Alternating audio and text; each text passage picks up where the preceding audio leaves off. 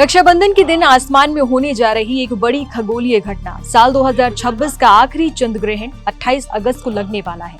लेकिन सबसे बड़ा सवाल ये है कि ग्रहण कितने बजे लगेगा, क्या भारत में दिखाई देगा, क्या सूतक काल मान्य होगा और क्या रक्षाबंधन के त्योहार पर इसका कोई असर पड़ेगा। अगर आप भी इन सवालों के जवाब जानना चाहते हैं तो इस रिपोर्ट को अंत तक जरूर देखिए, क्योंकि आज हम आपको चंद्र ग्रहण का पूरा समय, सूतक काल और रक्षाबंधन से जुड़े सभी जरूरी अपडेट बताने जा रहे हैं। नमस्कार, मेरा नाम है अनुषी गुप्ता और आप देख रहे हैं एनडीटीवी इंडिया। सावन पूर्णिमा के दिन यानी 28 अगस्त 2026 को साल का आखिरी चंद्र ग्रहण लगने जा रहा है।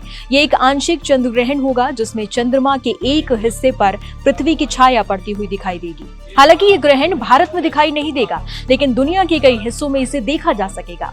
पंचांग के अनुसार चंद्र ग्रहण की शुरुआत भारतीय समय अनुसार सुबह 6:55 पर होगी। ग्रहण का आंशिक चरण सुबह 8:04 पर दिखाई देना शुरू होगा, जबकि इसकी पीक टाइमिंग सुबह 9:43 रहेगी।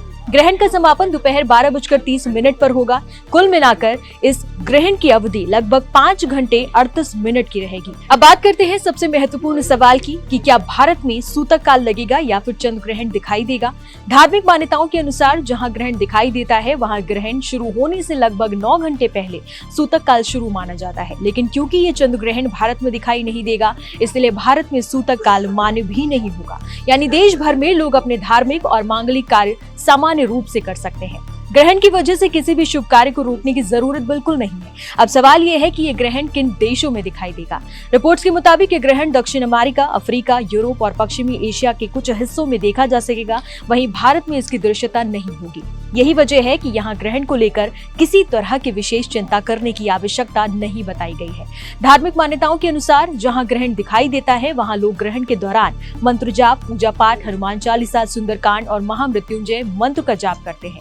इसे आध्यात्मिक साधना के लिए विशेष समय माना जाता है। ग्रहण को लेकर एक और महत्वपूर्ण बात सामने आई है। जिन लोगों के लिए पूर्णिमा व्रत महत्वपूर्ण होता है, उन्हें इस बार तिथि का विशेष ध्यान रखने की सलाह दी गई है। ग्रहण के कारण कई पंचांगों में पूर्णिमा व्रत 27 अगस्त को रखने की बात कही गई है।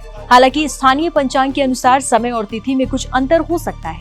वहीं ग्रहण समाप्त होने के बाद स्नान, पूजा स्थल की सफाई और गंगा जल का छिड़काव करने की परंपरा भी बताई जाती है। हालांकि ये पूरी तरह व्यक्ति की धार्मिक आस्था पर निर्भर करता है। अब सबसे महत्वपूर्ण बात रक्षाबंधन को लेकर है। 28 अगस्त को रक्षाबंधन और चंद्र ग्रहण एक ही दिन पड़ रहे हैं, लेकिन राहत की बात यह है कि इस उपछाया चंद्र ग्रहण का रक्षाबंधन पर कोई विशेष प्रभाव नहीं माना जा रहा है, क्योंकि ग्रहण भारत में दिखाई ही नहीं देगा और सूतक काल भी मान्य नहीं होगा। यानी बहनें बिना किसी चिंता के शुभ समय और अपनी सुविधा के अनुसार भाई की कलाई पर राखी बांध सकती है। इस बार रक्षाबंधन का पर्व पूरे प्रेम, उत्साह और पारिवारिक खुशियों के साथ मनाया जा सकेगा। ग्रहण की वजह से त्योहार में किसी प्रकार की बाधा नहीं मानी जा रही है।